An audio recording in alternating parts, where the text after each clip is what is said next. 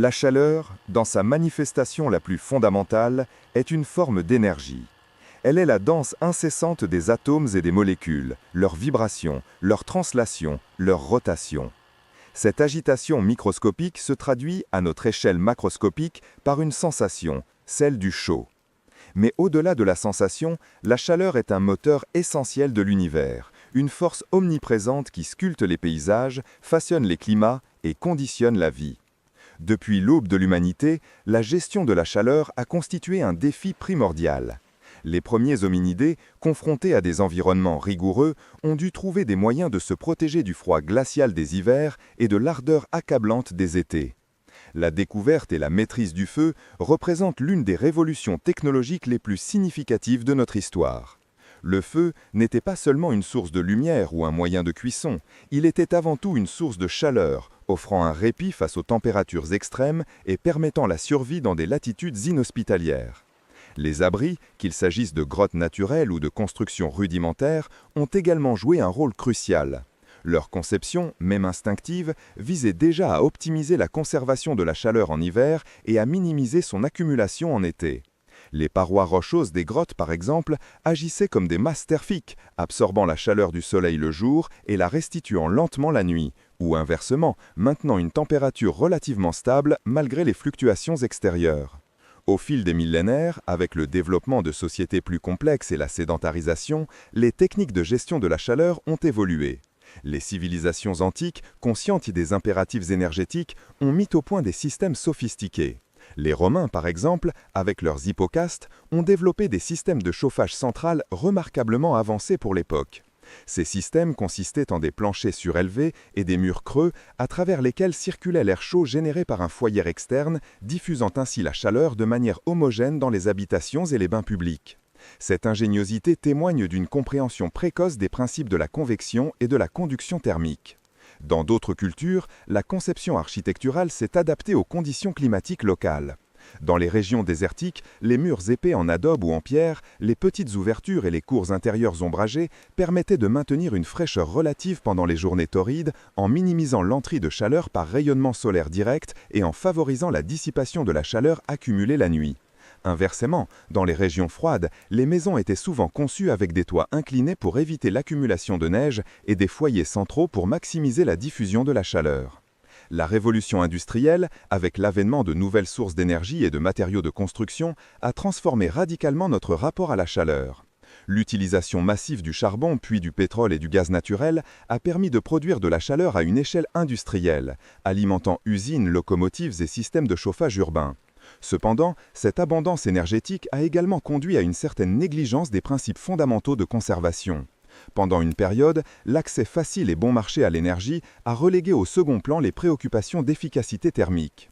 C'est à partir de la seconde moitié du XXe siècle, avec l'émergence des préoccupations environnementales et la prise de conscience des limites des ressources fossiles, que la question de la chaleur est redevenue centrale. Le concept de défi éternel prend alors une nouvelle dimension. Il ne s'agit plus seulement de survivre au froid ou au chaud, mais de gérer la chaleur de manière durable et responsable. La production de chaleur, notamment pour le chauffage des bâtiments et les processus industriels, représente une part significative de la consommation énergétique mondiale et des émissions de gaz à effet de serre. Les principes de la thermodynamique, formulés au XIXe siècle, fournissent le cadre théorique pour comprendre et optimiser la gestion de la chaleur. La première loi de la thermodynamique, le principe de conservation de l'énergie, nous rappelle que l'énergie ne peut être ni créée ni détruite, seulement transformée. Cela signifie que la chaleur produite doit être utilisée efficacement et que toute perte est une perte d'énergie. La deuxième loi de la thermodynamique, qui introduit le concept d'entropie, nous éclaire sur la tendance naturelle de la chaleur à se diffuser des corps froids vers les corps froids, rendant la conservation de la chaleur un processus actif et continu. La science des matériaux a également joué un rôle déterminant. Le développement d'isolants thermiques performants, tels que la laine de verre, la laine de roche, le polystyrène expansé ou extrudé, et plus récemment les aérogels et les isolants sous vide, a permis de réduire considérablement les transferts de chaleur indésirables à travers les parois des bâtiments et des équipements industriels. Ces matériaux, par leur structure poreuse ou leur faible conductivité, piègent l'air ou le vide, créant une barrière efficace contre la conduction et la convection. L'innovation ne s'est pas limitée aux matériaux. La conception des systèmes a également évolué. Les doubles et triples vitrages, par exemple, exploitent l'espace d'air ou de gaz inerte entre les vitres pour créer une couche isolante. Les revêtements à faible émissivité appliqués sur les surfaces vitrées réduisent le rayonnement thermique entrant en été et sortant en hiver. Les ponts thermiques, zones où l'isolation est rompue ou moins efficace, sont désormais systématiquement identifiés et traités dans la construction moderne. Dans le domaine industriel, la conservation de la chaleur est cruciale pour l'efficacité des processus. Les échangeurs de chaleur, par exemple, permettent de récupérer la chaleur des fluides chauds évacués pour préchauffer les fluides froids entrants, réduisant ainsi la consommation d'énergie primaire. L'isolation des tuyauteries, des fours et des chaudières est également essentielle pour minimiser les pertes de chaleur vers l'environnement. Au-delà des applications techniques, la gestion de la chaleur est profondément liée à des considérations économiques et sociales. La précarité énergétique, qui affecte des millions de personnes, met en lumière l'importance d'un accès abordable à des systèmes de chauffage et de refroidissement efficaces. Des bâtiments mal isolés entraînent des factures énergétiques élevées, impactant directement le pouvoir d'achat des ménages. Une meilleure conservation de la chaleur peut ainsi contribuer à l'amélioration des conditions de vie et à la réduction des inégalités. Sur le plan environnemental, la réduction de la consommation de chaleur et par conséquent des émissions de gaz à effet de serre associées est une contribution majeure à la lutte contre le changement climatique. Chaque calorie de chaleur économisée réduit le besoin de produire de l'énergie, diminuant ainsi la pression sur les ressources naturelles et l'empreinte carbone globale. Le défi éternel de la chaleur s'inscrit donc dans une perspective multidimensionnelle, allant de la physique fondamentale à l'ingénierie des matériaux, de l'architecture durable aux politiques énergétiques. Il exige une compréhension approfondie des mécanismes de transfert thermique, conduction, convection, rayonnement et une application rigoureuse de ces principes dans la conception et l'exploitation des systèmes. La quête de l'efficacité thermique est une démarche continue, motivée par la nécessité de mener les ressources, de protéger l'environnement et d'améliorer le bien-être humain. C'est un processus d'apprentissage et d'innovation constant où chaque avancée, même minime, contribue à un objectif plus vaste, vivre en harmonie avec notre environnement en maîtrisant cette énergie omniprésente qu'est la chaleur. Les systèmes pour conserver la chaleur reposent sur une compréhension approfondie des principes fondamentaux de la thermique. La thermique, ou thermodynamique, est une branche de la physique qui étudie les relations entre la chaleur, le travail et l'énergie. Elle est essentielle pour comprendre comment l'énergie est transférée, transformée et stockée dans les systèmes physiques. Au cœur de la thermique se trouvent 4 lois fondamentales. La loi 0 de la thermodynamique introduit le concept de température et d'équilibre thermique. Elle stipule que si 2 systèmes sont chacun en équilibre thermique avec un troisième système, alors ils sont en équilibre thermique l'un avec l'autre. C'est le fondement de la mesure de la température, car elle permet l'utilisation d'un thermomètre comme système de référence. Si un thermomètre atteint l'équilibre thermique avec un corps A, puis avec un corps B, et qu'il indique la même température dans les 2 cas, cela signifie que A et B sont eux-mêmes en équilibre thermique. La première loi de la thermodynamique, également connue sous le nom de principe de conservation de l'énergie, affirme que l'énergie ne peut être ni créée ni détruite, mais seulement transformée d'une forme à l'autre. Dans un système fermé, l'énergie totale reste constante. Cette loi est exprimée mathématiquement par la relation ΔU égale Q moins W, où ΔU représente la variation de l'énergie interne du système, Q est la chaleur échangée avec l'environnement et W est le travail effectué par ou sur le système. L'énergie interne englobe toutes les formes d'énergie au niveau microscopique, cinétique des molécules, potentiel des liaisons chimiques. Un exemple concret est le chauffage d'une casserole d'eau. La chaleur fournie, Q, augmente l'énergie interne de l'eau, ΔU, et peut entraîner un travail d'expansion, W, si le volume augmente. Si de l'énergie thermique est apportée à un bloc de métal, son énergie interne, et par conséquent sa température, augmentera, à moins qu'il n'effectue un travail sur son environnement, comme dilater un piston. La deuxième loi de la thermodynamique introduit le concept d'entropie et explique pourquoi certains processus se produisent spontanément dans une direction donnée et non dans l'autre. Elle stipule que l'entropie d'un système isolé ne peut qu'augmenter ou rester constante. Elle ne peut jamais diminuer. L'entropie est une mesure du désordre ou de la dispersion de l'énergie dans un système. Un processus qui augmente le désordre est plus probable qu'un processus qui le diminue.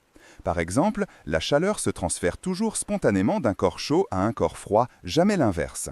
Si un glaçon fond dans un verre d'eau, l'entropie totale du système glaçon-eau-environnement augmente car les molécules d'eau du glaçon passent d'un état ordonné, solide, à un état désordonné, liquide. La deuxième loi limite également l'efficacité des machines thermiques, établissant qu'aucune machine ne peut transformer intégralement la chaleur en travail. L'efficacité maximale d'un moteur thermique est donnée par l'efficacité de Carnot, qui dépend des températures des sources chaudes et froides. Cela signifie qu'il est impossible de créer un mouvement perpétuel de deuxième espèce. La troisième loi de la thermodynamique stipule que l'entropie d'un cristal parfait à une température de zéro absolu est nulle.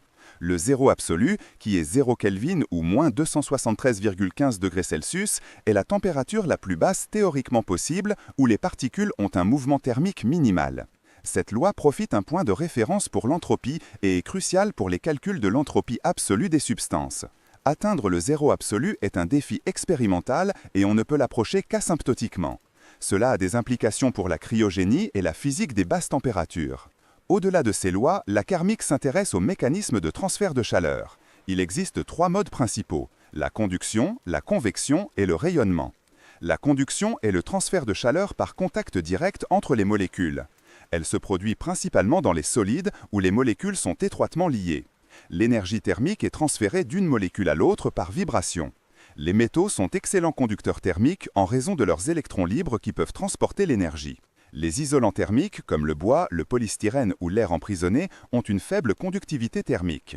La loi de Fourier décrit le flux de chaleur par conduction, indiquant qu'il est proportionnel à la surface de transfert, au gradient de température et à la conductivité thermique du matériau. Par exemple, si l'on tient une barre de métal chauffée à une extrémité, la chaleur se propage le long de la barre par conduction et on finira par sentir la chaleur à l'autre extrémité. Le concept de pont thermique dans la construction illustre bien la conduction indésirable. Une rupture dans l'isolation permet à la chaleur de s'échapper directement à travers un matériau conducteur. La convection est le transfert de chaleur par le mouvement de fluides, liquides ou gaz. Elle peut être naturelle, due aux différences de densité causées par la chaleur, l'air chaud monte et l'air froid descend, ou forcée par l'utilisation de pompes ou de ventilateurs. Les systèmes de chauffage central dans les maisons fonctionnent par convection. Un radiateur chauffe l'air à son contact, cet air chaud moins dense monte, l'air froid plus dense descend pour prendre sa place et est à son tour chauffé, créant ainsi un courant de convection qui distribue la chaleur dans la pièce. De même, les courants océaniques et atmosphériques sont des exemples de convection naturelle à grande échelle, redistribuant l'énergie solaire sur la planète. Un bouillonnement dans une casserole est une illustration simple de convection naturelle, où les mouvements du liquide transportent la chaleur du fond vers la surface. Le rayonnement est le transfert de chaleur par ondes électromagnétiques. Contrairement à la conduction et à la convection, le rayonnement ne nécessite pas de support matériel et peut se propager dans le vide. Tous les corps émettent et absorbent du rayonnement thermique en fonction de leur température. Plus un corps est chaud, plus il émet d'énergie par rayonnement. Le Soleil est la source la plus évidente de rayonnement thermique, nous réchauffant à travers l'espace vide. Un feu de camp émet également de la chaleur par rayonnement, ce qui permet de se réchauffer même si l'on n'est pas directement en contact avec les flammes ni dans le flux de convection. Les couleurs et les textures des surfaces influencent l'absorption et l'émission de rayonnement. Les surfaces denses et mates absorbent et émettent mieux la chaleur que les surfaces claires et réfléchissantes. Les couvertures de survie métallisées fonctionnent en réduisant la perte de chaleur par rayonnement. La compréhension de ces mécanismes est fondamentale pour concevoir des systèmes de conservation de la chaleur. L'objectif est souvent de minimiser les trois types de transfert de chaleur indésirables. Par exemple, l'isolation thermique d'un bâtiment fait viser à réduire les pertes par conduction à travers les murs et le toit, par convection à travers les fuites d'air et par rayonnement à travers les fenêtres. Les doubles vitraux, par exemple, utilisent une couche d'air ou de gaz inerte entre deux vitres pour réduire la conduction et la convection. Le revêtement faible émissivité des vitres réduit le rayonnement. Les isolants fibreux, comme la laine de roche ou la laine de verre, piègent de l'air qui est un excellent isolant thermique, réduisant ainsi la conduction et la convection. Au-delà des transferts de chaleur, la notion de capacité thermique est primordiale. La capacité thermique d'une substance est la quantité d'énergie thermique nécessaire pour élever sa température d'1 degré. L'eau a une capacité thermique spécifique élevée, ce qui signifie qu'il faut beaucoup d'énergie pour la chauffer, mais qu'elle retient aussi très bien la chaleur. C'est pourquoi l'eau est souvent utilisée comme fluide caloporteur dans les systèmes de chauffage ou pour le stockage d'énergie thermique. Un lac, par exemple, modère les températures locales en absorbant une grande quantité de chaleur en été et en la restituant progressivement en automne. Les changements de phase sont également des phénomènes thermiques importants. La chaleur latente est l'énergie absorbée ou libérée lors d'un changement de phase, fusion, vaporisation, solidification, condensation, sans variation de température. Par exemple, pour faire fondre de la glace à 0 degré Celsius en eau à 0 degré, il faut fournir de l'énergie, chaleur latente de fusion, et cette énergie est ensuite libérée lors de la solidification. Les matériaux à changement de phase exploitent ce principe pour stocker ou libérer de grandes quantités d'énergie thermique à une température constante, ce qui est utile pour la régulation thermique dans les bâtiments ou les systèmes de stockage d'énergie. En résumé, les principes fondamentaux de la thermique, des lois de la thermodynamique aux mécanismes de transfert de chaleur et aux propriétés des matériaux fournissent le cadre conceptuel nécessaire pour analyser, concevoir et optimiser les systèmes qui manipulent l'énergie thermique. Ces principes régissent tout, des processus biologiques aux machines industrielles et à l'ingénierie environnementale. La complexité des interactions thermiques dans un système peut être modélisée avec des équations différentielles partielles et des simulations numériques permettant une prédiction précise du comportement thermique et l'optimisation des performances. Le sujet de l'isolation des murs, spécifiquement les murs qui protègent, est fondamental dans la compréhension des systèmes de conservation de la chaleur. Il ne s'agit pas simplement d'une application technique, mais d'une discipline complexe, évoluant constamment et s'appuyant sur des principes physiques établis. Les murs, dans leur fonction première, délimitent un espace, mais leur rôle dans la gestion thermique va bien au-delà de cette simple démarcation. Ils sont des barrières, des filtres, des régulateurs. L'histoire de l'isolation des murs est presque aussi ancienne que l'histoire de l'habitat humain. Les premières constructions, rudimentaires, utilisaient déjà des matériaux aux propriétés isolantes intrinsèques, comme la terre, la paille ou le bois, même si la compréhension scientifique de ces phénomènes était alors absente. Ces matériaux offraient une certaine inertie thermique, ralentissant le transfert de chaleur et contribuant à maintenir une température intérieure plus stable face aux variations extérieures. L'épaisseur des murs était souvent le principal, si ce n'est l'unique moyen d'améliorer l'isolation. Un mur épais de pierre ou de terre cuite ralentissait considérablement la transmission de chaleur. Avec l'avènement de la révolution industrielle et la diversification des matériaux de construction, la question de l'isolation a pris une nouvelle dimension. Le béton, le métal, le verre, tout en offrant de nouvelles possibilités architecturales, ont aussi posé de nouveaux défis en matière de performance thermique. C'est à partir de cette période que la recherche de matériaux spécifiquement conçus pour leurs propriétés isolantes a commencé à se développer.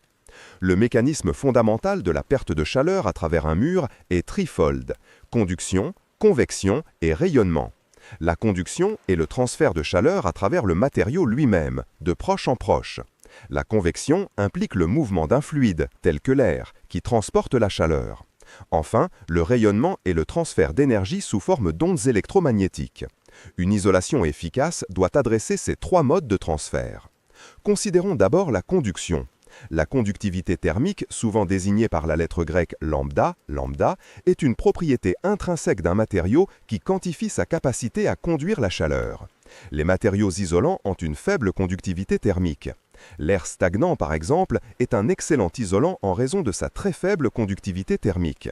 C'est pourquoi de nombreux matériaux isolants incorporent de l'air emprisonné dans leur structure, comme les laines minéraux, laine de verre, laine de roche, les mousses, polystyrène expansé, polyuréthane ou les isolants naturels, liage, fibre de bois.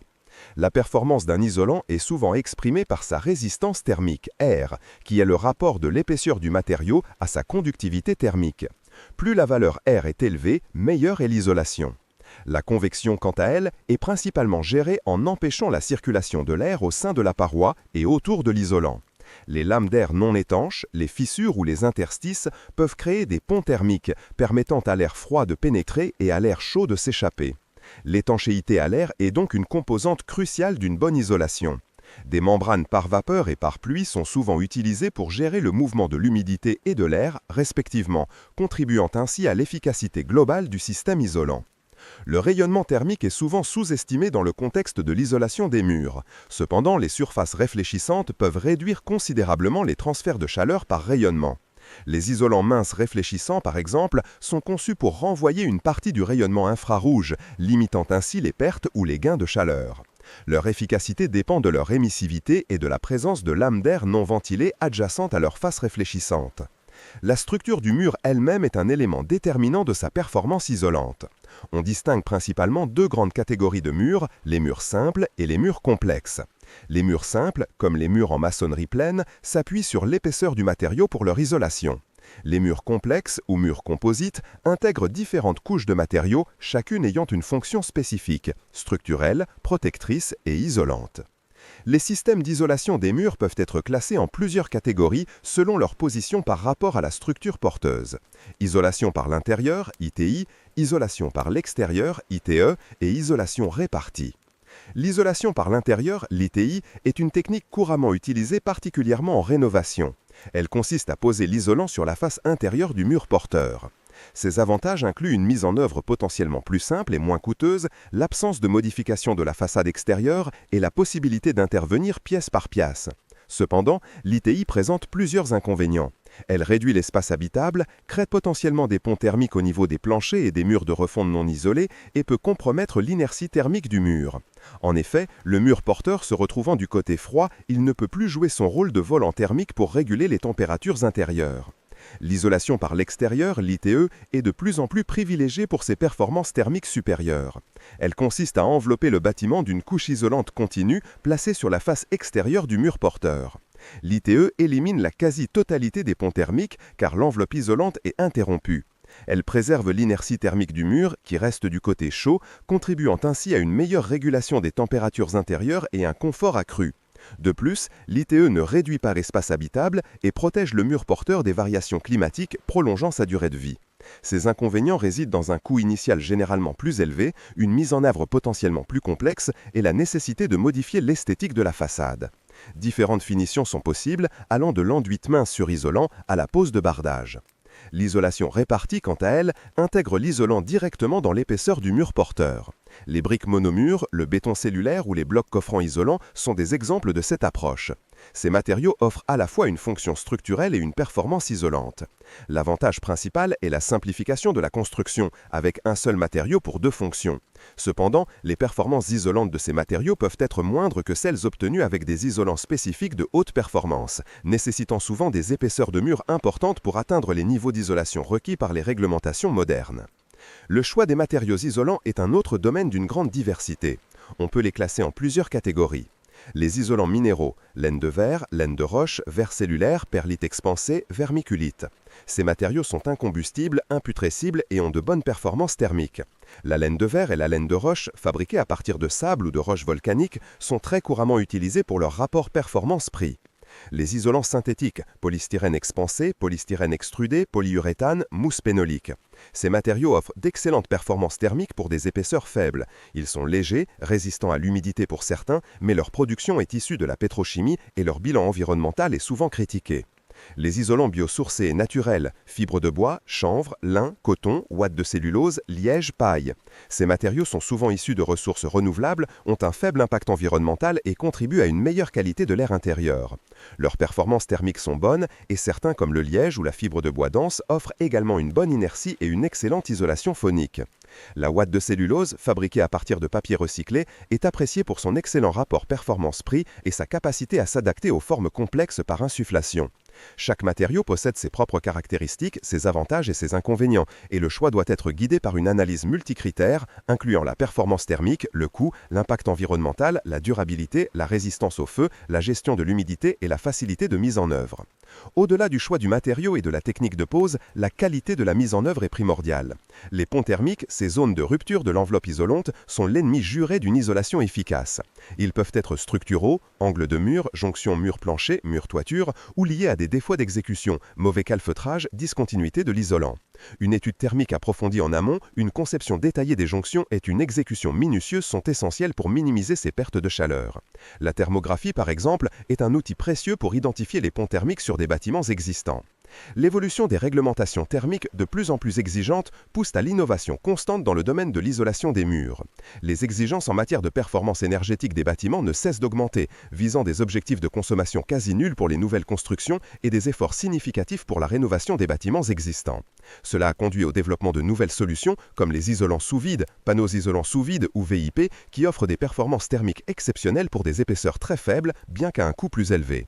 La gestion de l'humidité est également un aspect crucial de l'isolation des murs. L'eau, sous forme liquide ou gazeuse, peut dégrader les performances d'un isolant, favoriser l'apparition de moisissures et endommager la structure du bâtiment. Une isolation bien conçue doit donc intégrer une stratégie de gestion de la vapeur d'eau, généralement à l'aide de pare-vapeur ou de freins-vapeur, qui contrôlent la migration de l'humidité traversant la paroi. Le point de rosée, le point où la vapeur d'eau se condense en eau liquide, doit être soigneusement calculé et placé à un endroit serré dans la paroi pour éviter toute condensation interne dans l'isolant. Enfin, la durabilité et la résilience des systèmes d'isolation sont des considérations importantes. Un système isolant doit non seulement être performant au moment de sa mise en œuvre, mais aussi le rester sur le long terme. Il doit résister aux agressions climatiques, aux mouvements structuraux, aux attaques de nuisibles et au vieillissement des matériaux.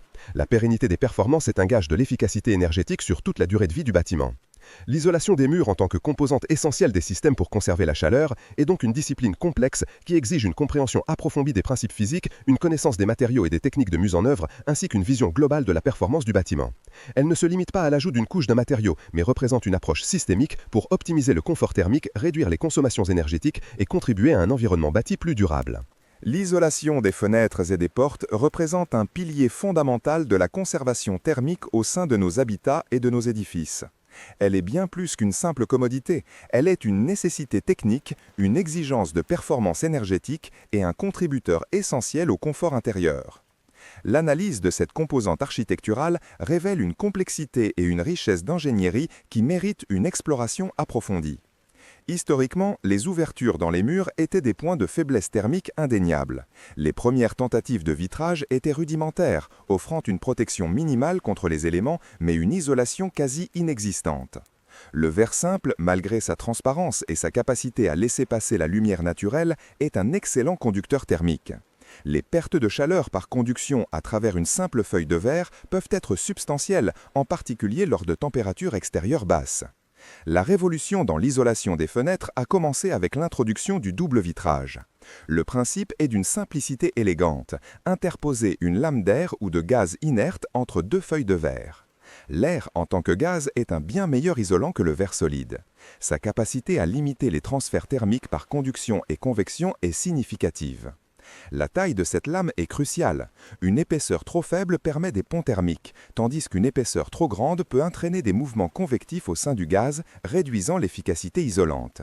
Les épaisseurs optimisées se situent généralement entre 6 et 16 mm.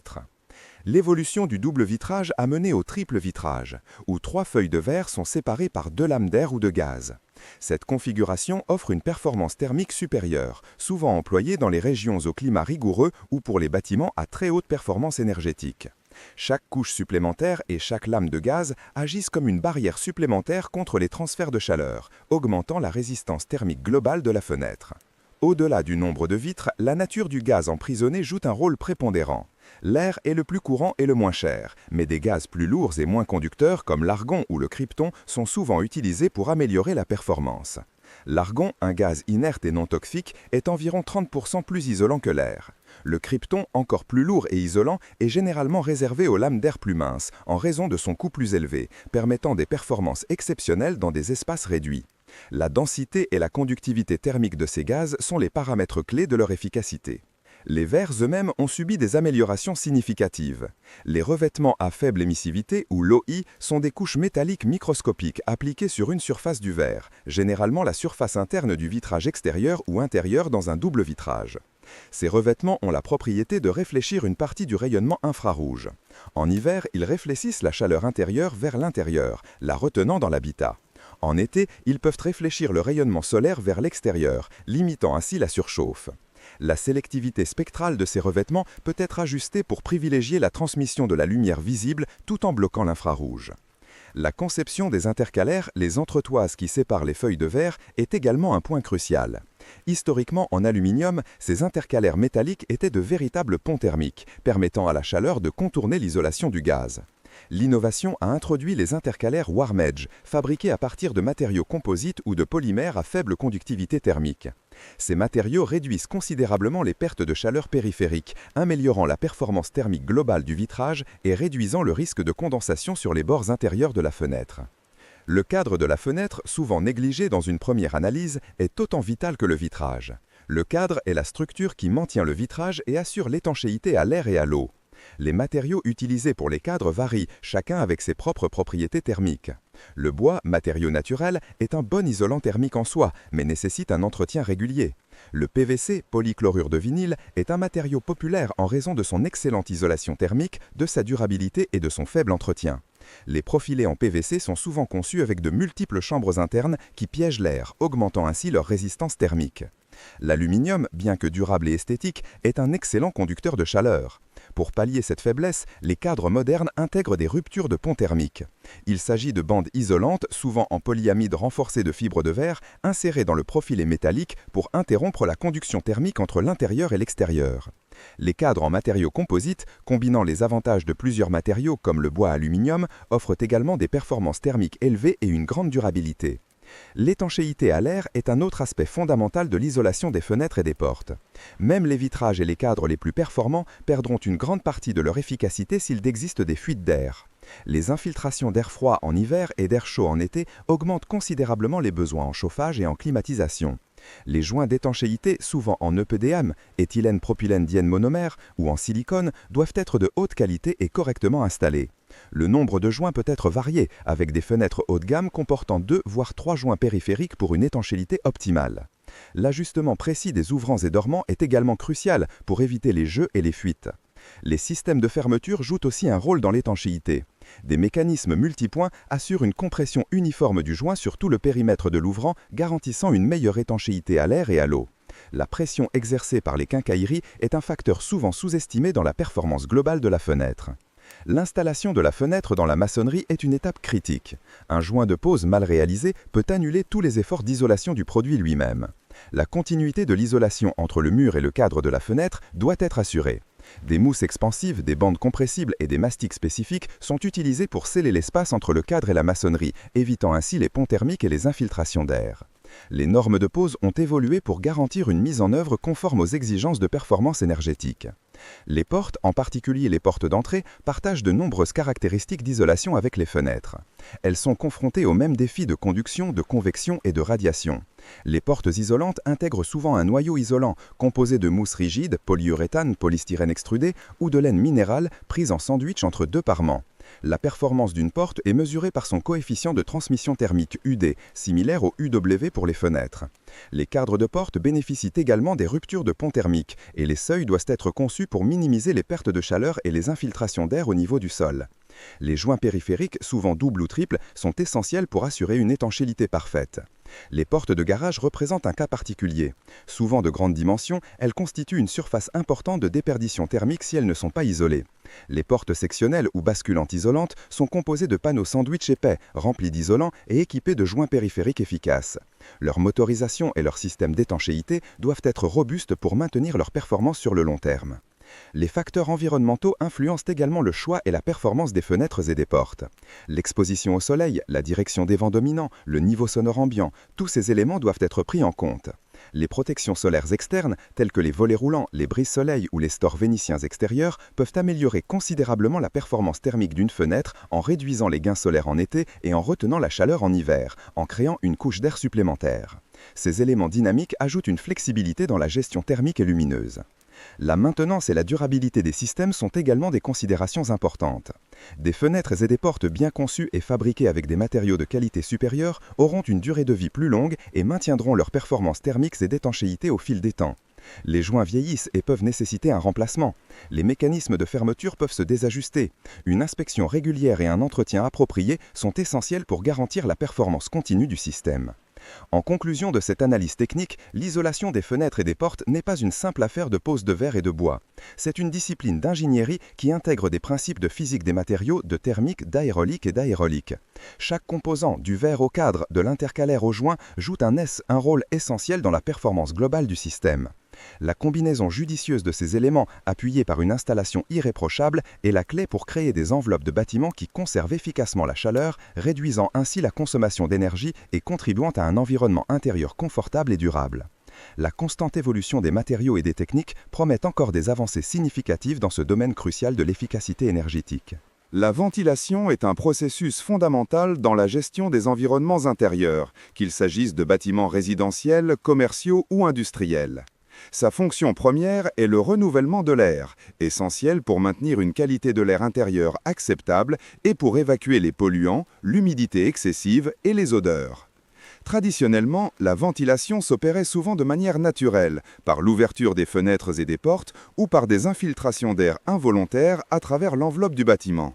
Cependant, avec l'évolution des normes de construction et l'accent croissant mis sur l'efficacité énergétique, les systèmes de ventilation sont devenus plus sophistiqués et contrôlés.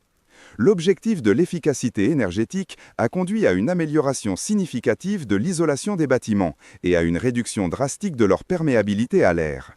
Si ces mesures sont louables pour minimiser les pertes de chaleur et réduire la consommation d'énergie liée au chauffage, elles ont également une conséquence directe sur la ventilation.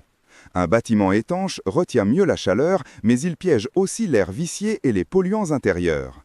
Il devient alors impératif d'introduire un système de ventilation mécanique pour assurer un renouvellement d'air adéquat. C'est dans ce contexte que la récupération de chaleur prend toute son importance. La ventilation mécanique simple, qu'elle soit par insufflation ou extraction, présente un inconvénient majeur en hiver. Elle évacue l'air chaud et chauffé de l'intérieur vers l'extérieur et introduit de l'air froid de l'extérieur vers l'intérieur. Ce processus engendre une perte thermique considérable, car l'énergie dépensée pour chauffer l'air intérieur est littéralement jetée dehors. La récupération de chaleur vise à atténuer cette perte en transférant une partie de l'énergie thermique de l'air extrait vers l'air neuf insufflé. Un système de ventilation mécanique contrôlée, VMC, avec récupération de chaleur, est composé de plusieurs éléments clés. Au centre de ce dispositif se trouve l'échangeur de chaleur. Il existe différents types d'échangeurs, chacun ayant ses propres caractéristiques et niveaux d'efficacité. Les plus courants sont les échangeurs à plaques, les échangeurs rotatifs et les échangeurs à flux croisés ou à contre-courant. Les échangeurs à plaques sont constitués d'un empilement de plaques fines qui séparent les flux d'air extrait et d'air neuf. L'air chaud extrait circule d'un côté des plaques et l'air froid neuf de l'autre. La chaleur est transférée par conduction à travers les plaques sans mélange direct des deux flux d'air. Ce type d'échangeur est relativement simple et ne présente pas de pièces mobiles, ce qui réduit les besoins en maintenance. Leur efficacité peut atteindre des niveaux significatifs, souvent supérieurs à 70%, voire 80% dans les modèles les plus performants. Les échangeurs rotatifs, ou roues thermiques, sont constitués d'une masse poreuse en rotation lente qui est alternativement exposée à l'air chaud extrait et à l'air froid neuf. La masse poreuse absorbe la chaleur de l'air extrait et la restitue à l'air neuf. Ces échangeurs peuvent être très efficaces, parfois au-delà de 85%, et ont l'avantage de pouvoir transférer non seulement la chaleur sensible, température, mais aussi la chaleur latente, humidité. Cela signifie qu'ils peuvent aider à récupérer une partie de l'humidité en hiver, ce qui peut améliorer le confort intérieur et réduire le besoin d'humidification supplémentaire. Cependant, ils nécessitent un moteur pour la rotation et un joint d'étanchéité pour minimiser le mélange des flux, ce qui peut entraîner des besoins de maintenance plus importants. Les échangeurs à flux croisés ou à contre-courant sont des variantes des échangeurs à plaques optimisés pour améliorer l'efficacité du transfert thermique. Dans un échangeur à flux croisé, les flux d'air se croisent perpendiculairement, tandis que dans un échangeur à contre-courant, les flux se déplacent dans des directions opposées, ce qui permet un transfert de chaleur plus efficace sur une plus grande longueur. Les échangeurs à contre-courant sont généralement les plus performants en termes d'efficacité de récupération de chaleur. Au-delà de l'échangeur, un système de VMC double flux avec récupération de chaleur comprend également deux ventilateurs, un pour l'extraction de l'air vicié et un pour l'insufflation de l'air neuf. Ces ventilateurs sont souvent à basse consommation d'énergie pour minimiser l'impact sur la consommation électrique globale du bâtiment. Des filtres sont également présents sur les deux flux d'air pour assurer la propreté de l'air insufflé et protéger l'échangeur de chaleur de l'encrassement. Les filtres pour l'air neuf sont particulièrement importants pour éliminer les particules fines, le pollen et d'autres allergènes de l'air extérieur avant qu'ils pénètrent dans le bâtiment. Le dimensionnement d'un système de ventilation avec récupération de chaleur est une étape cruciale. Il doit être adapté au volume du bâtiment et aux besoins en renouvellement d'air, qui sont définis par les normes et réglementations en vigueur, souvent basées sur le nombre d'occupants ou la surface habitable. Un système sous-dimensionné ne pourra pas assurer une qualité d'air suffisante, tandis qu'un système surdimensionné consommera de l'énergie inutilement et pourra générer du bruit. L'efficacité de la récupération de chaleur est un paramètre clé à considérer. Elle est généralement exprimée en pourcentage et représente la proportion de chaleur récupérée par rapport à la chaleur qui serait perdue sans récupération. Un taux de récupération de 70% signifie que 70% de la chaleur de l'air extrait est transférée à l'air neuf. Cela a un impact direct sur les besoins de chauffage du bâtiment. Moins de chaleur est perdue par la ventilation, moins il est nécessaire de fournir de l'énergie pour le chauffage. Sur une saison de chauffe, les économies d'énergie peuvent être substantielles. L'installation d'un système de VMC double flux avec récupération de chaleur présente de multiples avantages. Le premier est, comme évoqué, la réduction des pertes énergétiques liées à la ventilation, ce qui se traduit par des économies sur les factures de chauffage. Ces systèmes sont particulièrement pertinents dans les constructions neuves à haute performance énergétique où l'enveloppe du bâtiment est très isolée et étanche. Ils sont également de plus en plus préconisés dans les projets de rénovation énergétique ambitieux. En plus des économies d'énergie, ces systèmes contribuent à améliorer la qualité de l'air intérieur. En filtrant l'air neuf avant son introduction, ils réduisent la concentration de polluants extérieurs tels que les particules fines, le pollen et les allergènes. Le renouvellement d'air constant permet également d'évacuer les polluants intérieurs générés par les activités humaines, CO2, composés organiques volatiles des matériaux de construction et des produits d'entretien, et l'humidité excessive, prévenant ainsi les problèmes de condensation et de moisissure. Le confort thermique est également amélioré. L'air neuf insufflé est préchauffé, ce qui évite les sensations de courant d'air froid que l'on peut ressentir avec une ventilation naturelle en hiver. Le maintien d'un niveau d'humidité plus stable peut également contribuer au confort en évitant un air trop sec en hiver. Cependant, il faut considérer certains aspects. Le coût initial d'installation d'un système de VMC double flux avec récupération de chaleur est plus élevé que celui d'une VMC simple flux. Cet investissement initial doit être mis en balance avec les économies d'énergie à long terme et l'amélioration du confort et de la qualité de l'air. Le retour sur investissement dépendra de plusieurs facteurs, notamment du coût de l'énergie, d'efficacité du système et des caractéristiques thermiques du bâtiment. La maintenance est un autre point à considérer. Les filtres doivent être nettoyés ou remplacés régulièrement pour maintenir l'efficacité du système et garantir la qualité de l'air. L'échangeur de chaleur lui-même peut nécessiter un nettoyage périodique pour éviter l'accumulation de poussière et de saleté qui réduirait son efficacité. La fréquence de ces opérations dépend de l'environnement extérieur et de l'utilisation du bâtiment.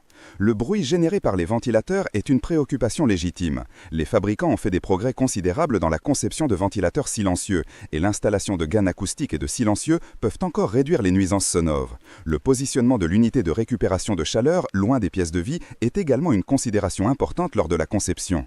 La gestion des condensats est un autre aspect technique. En hiver, lorsque l'air chaud et humide est extrait et rencontré l'air froid neuf dans l'échangeur, il peut avoir condensation de la vapeur d'eau.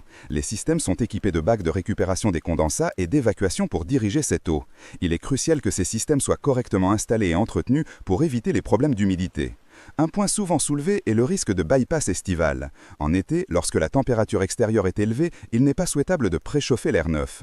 De nombreux systèmes de VMC double flux sont équipés d'une fonction de bypass qui permet de contourner l'échangeur de chaleur. L'air neuf est alors introduit directement sans passer par l'échangeur. Certains systèmes plus sophistiqués peuvent également intégrer des fonctions de rafraîchissement nocturne où l'air frais de la nuit est utilisé pour refroidir le bâtiment. L'évolution des technologies dans le domaine de la ventilation et de la récupération de chaleur continue d'apporter des améliorations. Les systèmes sont de plus en plus intelligents avec des capteurs de CO2, d'humidité et de composés organiques volatiles qui ajustent automatiquement les débits de ventilation en fonction des besoins réels, optimisant ainsi la consommation d'énergie et la qualité de l'air. Ces systèmes à la demande évitent une ventilation excessive lorsque ce n'est pas nécessaire, réduisant ainsi les pertes d'énergie et la consommation électrique des ventilateurs. L'intégration des systèmes de ventilation avec d'autres technologies du bâtiment, telles que la domotique et les systèmes de gestion technique du bâtiment, GTB, offre de nouvelles perspectives pour une gestion encore plus fine et plus efficace des environnements intérieurs. La coordination des différents équipements techniques permet d'optimiser les performances globales du bâtiment en termes de confort, de qualité d'air et d'efficacité énergétique.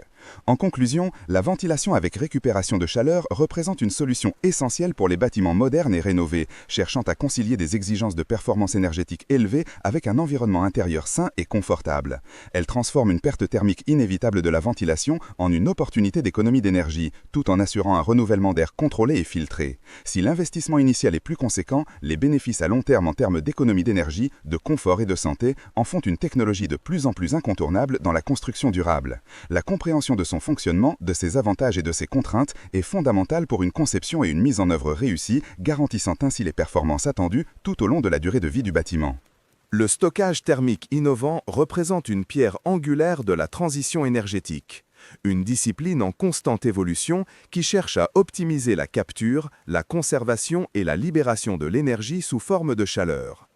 L'impératif de cette recherche est clair, l'énergie sous toutes ses formes n'est pas toujours disponible au moment ou à l'endroit où elle est nécessaire. Les sources d'énergie renouvelables, par leur nature intermittente, illustrent parfaitement ce décalage. L'énergie solaire est abondante durant la journée, mais absente la nuit. L'énergie éolienne fluctue avec les régimes de vent. Le stockage thermique permet de lisser ces variations, transformant une ressource intermittente en une source d'énergie à la demande. Historiquement, le stockage thermique a pris des formes relativement simples. Le réservoir d'eau chaude, par exemple, est un système de stockage thermique très répandu et efficace pour les applications domestiques. Il repose sur le principe de la capacité thermique de l'eau, une propriété qui lui permet d'absorber et de retenir une quantité significative de chaleur. Cependant, les exigences modernes en matière de densité énergétique, de durée de stockage et de température de fonctionnement ont poussé la recherche bien au-delà de ces solutions conventionnelles. Les systèmes de stockage thermique peuvent être classés en plusieurs catégories, chacune présentant des avantages et des inconvénients spécifiques, ainsi que des domaines d'application privilégiés. Le stockage de chaleur sensible est le plus intuitif. Il implique le chauffage d'un matériau sans changement de phase où la chaleur est stockée en augmentant la température du matériau. L'eau est un excellent exemple, mais d'autres matériaux comme le béton, la roche fondue ou des fluides caloporteurs spéciaux sont également utilisés. Les centrales solaires thermodynamiques, par exemple, emploient souvent des sels fondus, mélange de nitrate de sodium et de nitrate de potassium, pour stocker la chaleur à des températures très élevées, de l'ordre de 400 à 600 degrés Celsius. Ces sels ont une excellente stabilité thermique et une bonne capacité thermique volumique, permettant de stocker une grande quantité d'énergie dans un volume relativement compact. Le béton, en raison de son faible coût et de sa grande disponibilité, est exploré pour le stockage de chaleur à grande échelle, notamment pour des applications industrielles ou pour la stabilisation de réseaux de chaleur. Le stockage de chaleur latent représente une avancée significative par rapport au stockage sensible. Il exploite le changement de phase d'un matériau, comme la fusion ou la solidification, pour absorber ou libérer de grandes quantités d'énergie à une température relativement constante. Les matériaux à changement de phase, ou MCP, sont au cœur de cette technologie. Lors de la fusion, un MCP absorbe une quantité d'énergie considérable, appelée chaleur latente de fusion, sans que sa température n'augmente. Inversement, lors de sa solidification, il libère cette même quantité de chaleur. Cette propriété est extrêmement avantageuse pour maintenir des températures stables dans diverses applications, de la régulation thermique des bâtiments à la gestion de la chaleur dans les appareils électroniques. Les MCP sont classés en différentes familles, les paraffines, les acides gras, les sels hydratés et les matériaux inorganiques eutectiques. Les paraffines, des hydrocarbures saturés, sont des MCP organiques très étudiés en raison de leur bonne stabilité thermique, de leur faible surfusion, tendance à rester liquides en dessous de leur point de fusion et de leur non-toxicité. Leur point de fusion peut être ajusté en fonction de la longueur de leur chaîne carbonée, ce qui les rend adaptables à une large gamme de températures d'application. Cependant, leur faible conductivité thermique et leur inflammabilité relative peuvent être des inconvénients. Les acides gras, également organiques, partagent des propriétés similaires aux paraffines, mais peuvent être plus coûteux. Les sels hydratés, des MCP inorganiques, offrent une densité de stockage énergétique plus élevée que les paraffines et sont généralement non inflammables. Cependant, ils présentent souvent des défis liés à la surfusion, tendance à rester liquides en dessous de leur point de fusion, et à la séparation de phase, ségrégation, où les composants du sel peuvent se séparer au fil des cycles de fusion et de solidification, réduisant ainsi leur efficacité à long terme.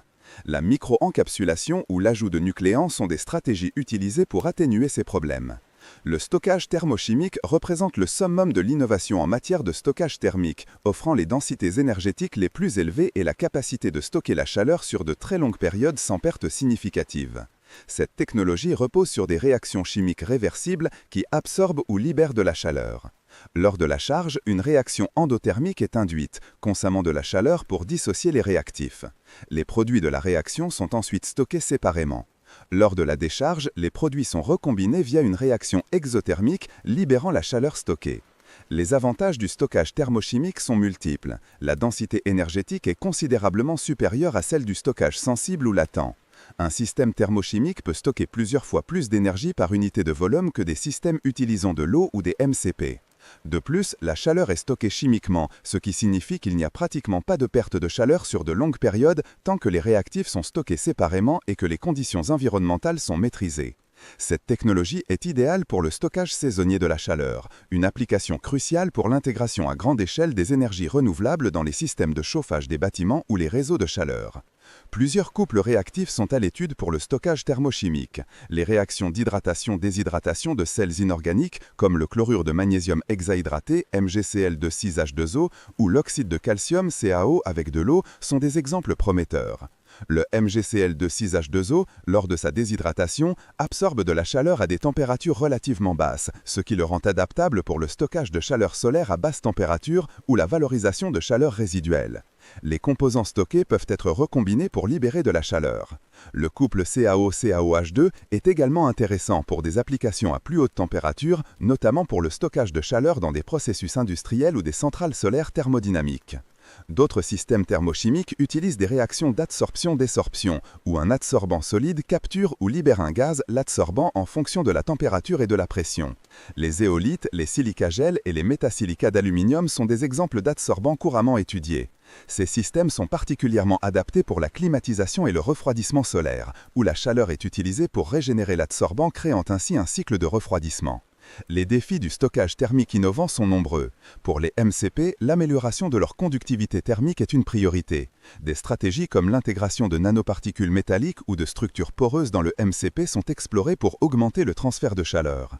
La durabilité cyclique des MCP, c'est-à-dire leur capacité à maintenir leurs propriétés après des milliers de cycles de fusion-solidification, est également un critère essentiel. Pour les sels hydratés, la prévention de la surfusion et de la ségrégation de phase est cruciale pour assurer des performances stables à long terme. Les systèmes thermochimiques représentent le summum de l'innovation en matière de stockage thermique, offrant des densités énergétiques les plus élevées et la capacité de stocker la chaleur sur de très longues périodes sans perte significative. Cette technologie repose sur des réactions chimiques réversibles qui absorbent ou libèrent de la chaleur. Lors de la charge, une réaction endothermique est induite, consommant de la chaleur pour dissocier les réactifs. Les produits de la réaction sont ensuite stockés séparément. Lors de la décharge, les produits sont recombinés via une réaction exothermique libérant la chaleur stockée. Les avantages du stockage thermochimique sont multiples. La densité énergétique est considérablement supérieure à celle du stockage sensible ou latent. Un système thermochimique peut stocker plusieurs fois plus d'énergie par unité de volume que des systèmes utilisant de l'eau ou des MCP. De plus, la chaleur est stockée chimiquement, ce qui signifie qu'il n'y a pratiquement peu de perte de chaleur sur de longues périodes tant que les réactifs sont stockés séparément et que les conditions environnementales sont maîtrisées. Cette technologie est idéale pour le stockage saisonnier de la chaleur, une application cruciale pour l'intégration à grande échelle des énergies renouvelables dans les systèmes de chauffage des bâtiments ou les réseaux de chaleur. Plusieurs couples réactifs sont à l'étude pour le stockage thermochimique. Les réactions d'hydratation-déshydratation de sels inorganiques, comme le chlorure de magnésium hexahydraté MgCl2 ou l'oxyde de calcium CaO avec de l'eau, sont des exemples prometteurs. Le MgCl2 lors de sa déshydratation, absorbe de la chaleur à des températures relativement basses, ce qui le rend adaptable pour le stockage de chaleur solaire à basse température ou la valorisation de chaleur résiduelle. Les composants stockés peuvent être recombinés pour libérer de la chaleur. Le couple CaO-CaOH2 est également intéressant pour des applications à plus haute température, notamment pour le stockage de chaleur dans des processus industriels ou des centrales solaires thermodynamiques.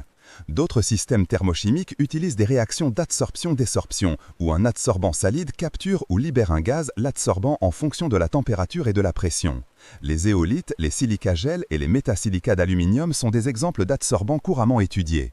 Ces systèmes sont particulièrement adaptés pour la climatisation et le refroidissement solaire, où la chaleur est utilisée pour régénérer l'adsorbant, créant ainsi un cycle de refroidissement. Les défis du stockage thermique innovant sont nombreux. Pour les MCP, l'amélioration de leur conductivité thermique est une priorité. Des stratégies comme l'intégration de nanoparticules métalliques ou de structures poreuses dans le PMCP sont explorées pour augmenter le transfert de chaleur. La durabilité cyclique des MCP, c'est-à-dire leur capacité à maintenir leurs propriétés après des milliers de cycles de fusion-solidification, est également un critère essentiel. Pour les sels hydratés, la prévention de la surfusion et de la ségrégation de phase est cruciale pour assurer des performances stables à long terme. Les systèmes thermochimiques représentent le summum de l'innovation en matière de stockage thermique, offrant des densités énergétiques les plus élevées et la capacité de stocker la chaleur sur de très longues périodes sans perte significative. Cette technologie repose sur des réactions chimiques réversibles qui absorbent ou libèrent de la chaleur. Lors de la charge, une réaction endothermique est induite, consommant de la chaleur pour dissocier les réactifs. Les produits de la réaction sont ensuite stockés séparément. Lors de la décharge, les produits sont recombinés via une réaction exothermique, libérant la chaleur stockée. Les avantages du stockage thermochimique sont multiples. La densité énergétique est considérablement supérieure à celle du stockage sensible ou latent. Un système thermochimique peut stocker plusieurs fois plus d'énergie par unité de volume que des systèmes utilisant de l'eau ou des MCP. De plus, la chaleur est stockée chimiquement, ce qui signifie qu'il n'y a pratiquement peu de pertes de chaleur sur de longues périodes tant que les réactifs sont stockés séparément et que les conditions environnementales sont maîtrisées. Cette technologie est idéale pour le stockage saisonnier de la chaleur, une application cruciale pour l'intégration à grande échelle des énergies renouvelables dans les systèmes de chauffage des bâtiments ou les réseaux de chaleur. Plusieurs couples réactifs sont à l'étude pour le stockage thermochimique. Nous abordons aujourd'hui un chapitre fascinant et fondamental dans la quête d'une gestion énergétique plus efficiente, les matériaux à changement de phase, ou MCP. Leur principe est d'une simplicité apparente, mais leur mise en œuvre et leurs applications révèlent une complexité et une ingéniosité remarquables. Au cœur de cette technologie réside la capacité d'un matériau à absorber ou à libérer une quantité significative d'énergie thermique, non pas par une simple variation de sa température, mais lors d'un changement d'état physique, généralement de solide à liquide et inversement. Cette transition de phase est caractérisée par une énergie latente, une énergie cachée qui se distingue de la chaleur sensible. Tandis que la chaleur sensible est associée à une augmentation ou une diminution mesurable de la température du matériau, la chaleur latente est absorbée ou libérée à une température constante, la température de fusion ou de solidification.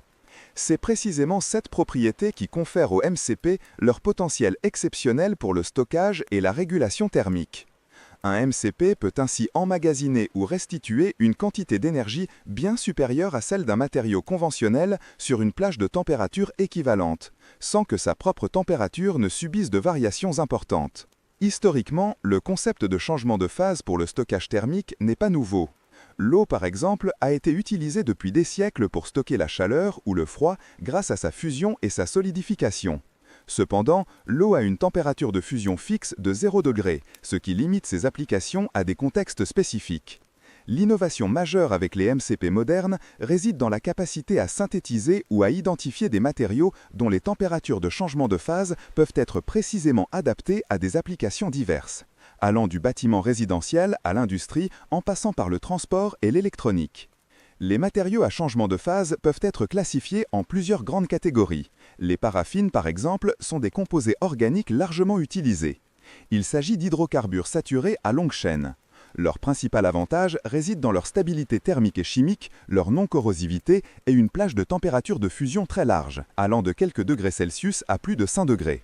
Leurs inconvénients peuvent inclure une conductivité thermique relativement faible à l'état solide, ce qui peut ralentir le processus de transfert de chaleur, et une inflammabilité, bien que des efforts soient faits pour développer des paraffines inifugées. La densité de stockage énergétique des paraffines est également un facteur à considérer, souvent inférieur à celle des sels hydratés. Les sels hydratés constituent une autre famille importante de MCP. Ce sont des composés inorganiques qui contiennent des molécules d'eau incorporées dans leur structure cristalline. Lors de la fusion, ces sels se dissocient et l'eau est libérée. Leur principal atout est une énergie latente de fusion élevée et une bonne conductivité thermique généralement supérieure à celle des paraffines. Ils sont également non inflammables. Cependant, les sels hydratés présentent des défis spécifiques. Le phénomène de surfusion est fréquent où le liquide peut rester à l'état liquide en dessous de sa température de solidification nominale, nécessitant l'introduction d'agents de nucléation pour initier la cristallisation. La séparation de phase est un autre problème potentiel, où le sel et l'eau peuvent se séparer au fil des cycles de fusion et de solidification, entraînant une dégradation des performances du matériau. Pour contrer cela, des agents épaississants ou gélifiants sont parfois ajoutés. Il existe également des MCP eutectiques, qui sont des mélanges de 2 ou plusieurs composés. Ces mélanges fondent et se solidifient à une température unique et constante, inférieure à la température de fusion de chacun de leurs constituants purs.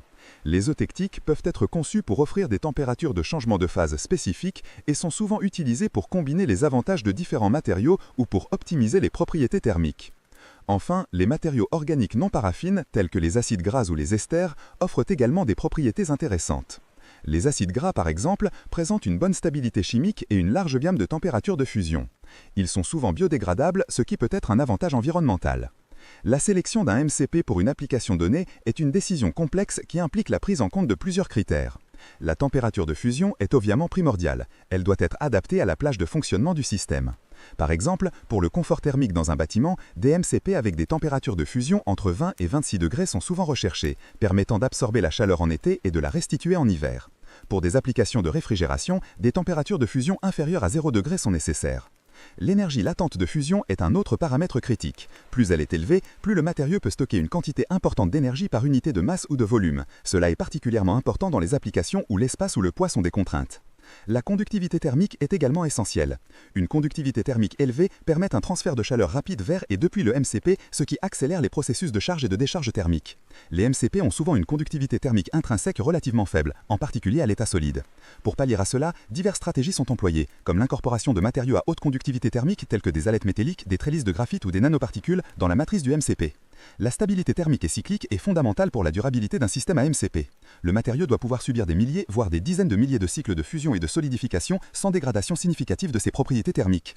Les phénomènes de surfusion, de séparation de phase ou de décomposition chimique doivent être minimisés. D'autres considérations pratiques incluent la non-corrosivité du MCP vis-à-vis des matériaux d'encapsulation, la non-toxicité, le caractère ininflammable et le coût. Le coût est un facteur déterminant pour l'adoption généralisée de ces technologies, et des efforts constants sont déployés pour réduire les prix des MCP tout en améliorant leur performance. L'encapsulation est un aspect crucial de la mise en œuvre des MCP. Pour être utilisables dans la plupart des applications, les MCP doivent être contenus dans des récipients qui les empêchent de fuir à l'état liquide et qui protègent le matériau de l'environnement extérieur. L'encapsulation peut prendre différentes formes, macro-encapsulation, où le MCP est contenu dans des récipients de grande taille tels que des billes, des plaques, des tubes ou des panneaux. Ou micro-encapsulation, où le MCP est enfermé dans des coques microscopiques de l'ordre du micromètre. La micro-encapsulation offre une surface d'échange thermique beaucoup plus grande par unité de volume, améliorant ainsi la cinétique de transfert de chaleur. Elle permet également d'intégrer les MCP directement dans des matériaux de construction tels que les bétons, les plâtres ou les textiles, sans compromettant l'intégrité structurelle. Les applications des MCP sont vastes et diversifiées. Dans le domaine du bâtiment, les MCP peuvent être intégrés dans les murs, les plafonds, les planchers ou les faux planchers pour améliorer l'inertie thermique des structures. Ils absorbent la chaleur excédentaire dans la journée et la restituent la nuit ou inversement, réduisant ainsi les besoins en climatisation et en chauffage. L'intégration de MCP dans des plaques de plâtre ou des matériaux isolants composites est de plus en plus courante, permettant de stabiliser les températures intérieures et de réduire les pointes de consommation énergétique. Des études ont montré que l'utilisation de MCP peut réduire la consommation d'énergie de chauffage et de climatisation de 10 à 30% dans certaines configurations. Dans le secteur de l'énergie solaire thermique, les MCP sont utilisés pour stocker la chaleur captée par les senseurs solaires, permettant une utilisation différée de cette énergie même après le coucher du soleil. Cela contribue à pallier l'intermittence de la ressource solaire. Pour la gestion thermique des batteries et des composants électroniques, les MCP offrent une solution efficace pour maintenir les températures de fonctionnement dans une plage optimale. Les batteries lithium-ion, par exemple, sont sensibles aux températures extrêmes. Un MCP peut absorber la chaleur générée pendant la charge et la décharge, prolongeant ainsi la durée de vie de la batterie et améliorant sa sécurité. De même, les processeurs d'ordinateurs ou les systèmes électroniques de puissance peuvent bénéficier d'une régulation thermique par MCP pour éviter la surchauffe et optimiser les performances. Dans le transport, les MCP sont explorés pour le maintien de la chaîne du froid dans les véhicules réfrigérés, réduisant la dépendance au système de compression mécanique. Ils peuvent également être utilisés pour préchauffer les moteurs ou les habitats de véhicules électriques. L'agriculture n'est pas en reste, avec l'utilisation de MCP pour réguler la température dans les serres, protégeant les cultures des variations extrêmes de température et réduisant les coûts de chauffage et de refroidissement. L'industrie alimentaire utilise les MCP pour la conservation des aliments et le transport de produits frais ou surgelés, offrant des solutions plus autonomes et éco-énergétiques. Même le domaine médical et pharmaceutique tire parti des MCP pour le transport de vaccins, d'organes ou de médicaments thermosensibles où le maintien d'une température précise est vital. Les recherches actuelles sur les MCP se concentrent sur plusieurs axes. L'amélioration de la conductivité thermique des matériaux est un objectif majeur, avec l'exploration de nano-additifs et de structures composites. Le développement de MCP plus stable et durable, capable de supporter un très grand nombre de cycles sans dégradation, est également essentiel. La recherche de nouveaux matériaux avec des températures de changement de phase spécifiques et des énergies latentes plus élevées se poursuit, incluant l'exploration de matériaux biosourcés ou recyclés. La diminution des coûts de production et d'intégration des MCP est également une priorité pour favoriser leur adoption à grande échelle. Un autre défi important est la modélisation et la simulation des systèmes intégrant des MCP. La nature non linéaire des changements de phase rend ces modélisations complexes, mais elles sont cruciales pour optimiser la conception et le dimensionnement des systèmes. Des outils de simulation avancés sont développés pour prédire le comportement thermique des MCP dans différentes configurations et conditions d'exploitation. L'intégration des MCP dans des systèmes hybrides combinant différents modes de stockage thermique, comme le stockage thermique sensible et le stockage à changement de phase, est également une voie prometteuse. Ces systèmes peuvent offrir une flexibilité et une efficacité accrues.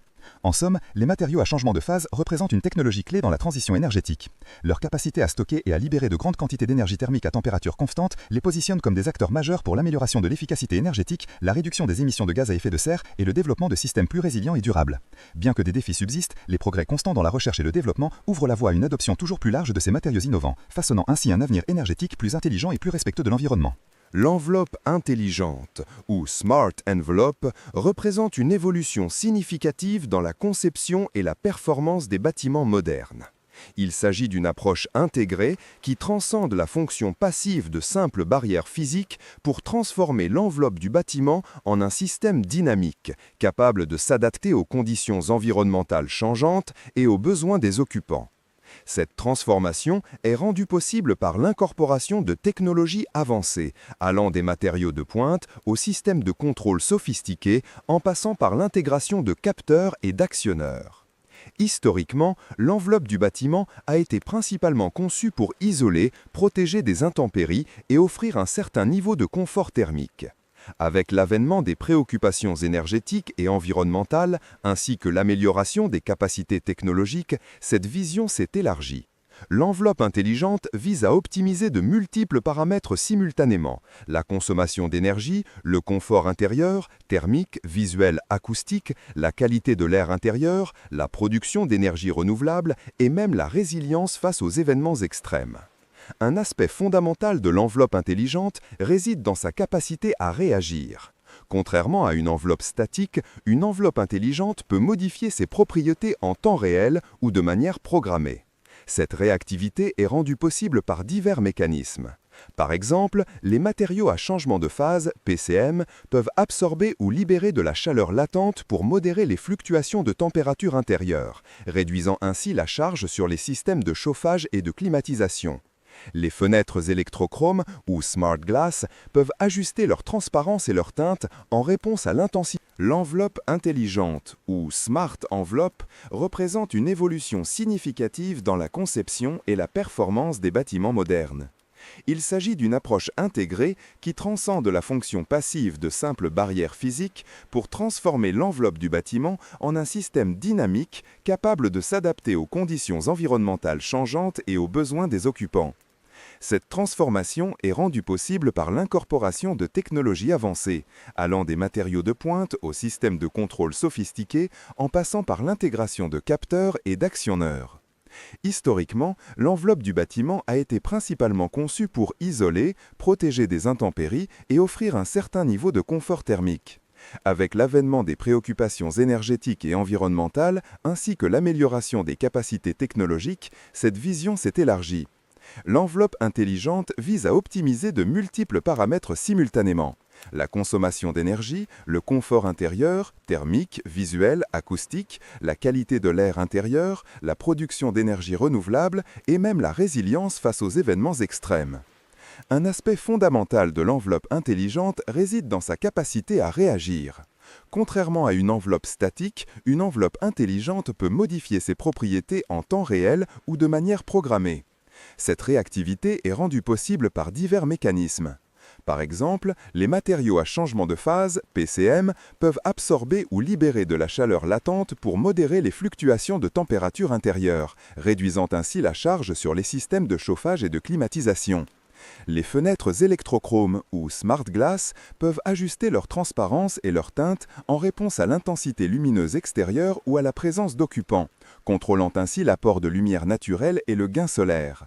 Ce contrôle dynamique permet de maximiser la lumière du jour tout en évitant l'éblouissement et la surchauffe. L'intégration de systèmes photovoltaïques PV et solaires thermiques dans l'enveloppe est une autre pierre angulaire.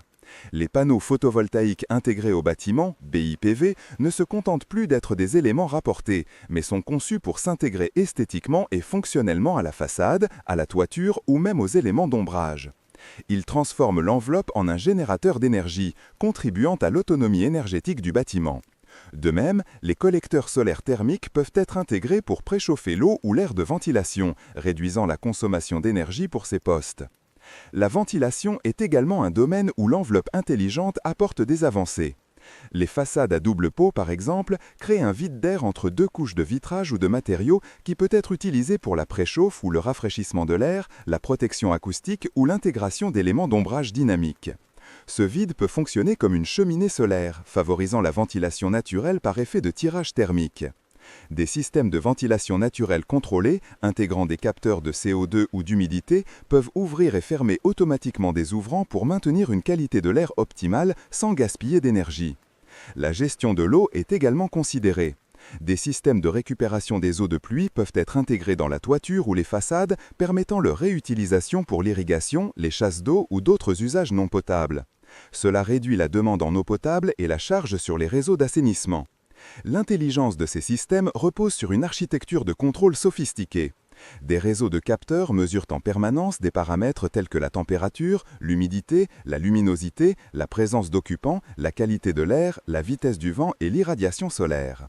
Ces données sont ensuite traitées par des algorithmes qui prennent des décisions et activent les actionneurs, moteurs pour ouvrir-fermer des stores, changer la teinte d'une fenêtre, moduler un système de ventilation pour optimiser les performances. L'apprentissage automatique et l'intelligence artificielle peuvent être utilisés pour affiner ces décisions en apprenant des schémas d'utilisation passés et en prédisant les besoins futurs. Les matériaux jouent un rôle primordial. Au-delà des matériaux à changement de phase et des vitrages dynamiques, on trouve des aérogels et des mousses isolantes à très haute performance qui permettent d'atteindre des niveaux d'isolation exceptionnels avec des épaisseurs réduites. Les revêtements réflexifs et émissifs peuvent réduire le gain solaire en été et les pertes thermiques en hiver. Les matériaux autoréparants, encore en phase de recherche avancée pour l'enveloppe, promettent de prolonger la durée de vie des composants en réparant de petites fissures ou dégradations. Les bétons drainants ou les façades végétalisées contribuent à la gestion des eaux pluviales et à l'effet d'îlot de chaleur urbain. L'intégration des technologies de l'information et de la communication, TICS, est essentielle. Les protocoles de communication standardisés permettent aux différents systèmes de l'enveloppe, fenêtres, stores, chauffage, ventilation, éclairage, de dialoguer et de fonctionner de manière coordonnée. L'Internet des objets, IoT, permet une connectivité étendue et une gestion à distance, offrant aux gestionnaires de bâtiments une visibilité et un contrôle accru sur la performance de l'enveloppe. La conception d'une enveloppe intelligente n'est pas sans défi. Le coût initial est souvent plus élevé que celui d'une enveloppe conventionnelle, bien que les économies d'énergie et les bénéfices en termes de confort peuvent justifier cet investissement sur le long terme. La complexité de l'intégration des multiples technologies requiert une expertise multidisciplinaire dès les premières phases de conception. La maintenance et l'opération de ces systèmes sophistiqués nécessitent des compétences spécifiques et une surveillance continue pour garantir leur performance optimale. La robustesse et la fiabilité des composants électroniques et mécaniques exposés aux conditions climatiques extérieures sont également des préoccupations majeures. Malgré ces défis, les bénéfices potentiels sont considérables. Une enveloppe intelligente peut réduire la consommation d'énergie d'un bâtiment de manière significative, contribuant à la réduction des émissions de gaz à effet de serre. Elle améliore le confort et le bien-être des occupants, ce qui peut avoir un impact positif sur la productivité dans les bureaux ou sur la qualité de vie dans les logements. Elle peut augmenter la valeur immobilière d'un bâtiment et sa résilience face aux chocs énergétiques ou climatiques. Dans les climats chauds, l'enveloppe intelligente se concentrera sur la minimisation du gain solaire, l'optimisation de l'ombrage et l'utilisation de la ventilation nocturne pour le rafraîchissement passif. Des éléments tels que les brise-soleil orientables automatisés, les vitrages à faible émissivité, les toitures végétalisées ou les revêtements réflexifs seront privilégiés.